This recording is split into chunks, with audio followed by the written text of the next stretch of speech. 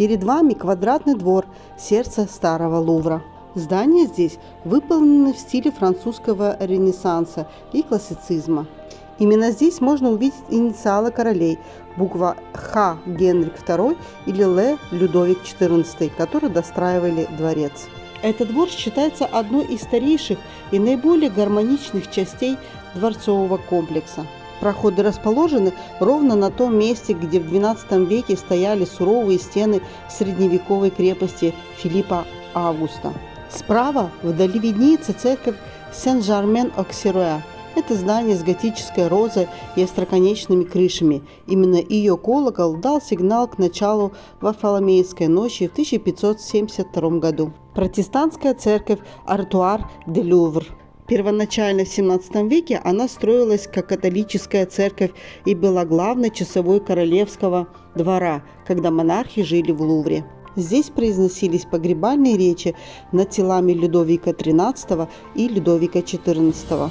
Сквозь арку виден фасад противоположного крыла квадратного двора дворцовского комплекса. Это одна из самых атмосферных точек Лувра, где часто можно увидеть игру света. Это идеальный квадрат со стороной около 160 метров. Он полностью замкнут 4 крыльями дворца. Двор строился почти 300 лет. Из-за идеальной квадратной формы и высоких каменных стен здесь потрясающая акустика. В углах этого двора находятся незаметные лестницы, которые ведут в один из самых богатых залов музея, включая залы с египетскими древностями. Изначально Лувр не был дворцом или музеем.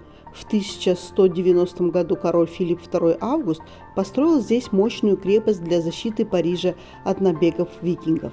Лишь спустя столетия он превратился в королевскую резиденцию, а после Великой Французской революции в 1793 году открыл свои двери как публичный музей. Стеклянная пирамида, которую вы видите в центре, была построена в 1989 году по проекту американского архитектора Юмин Пэ. Когда ее только возвели, парижане были в ярости, считая, что футуристическое стекло уродует старинный замок.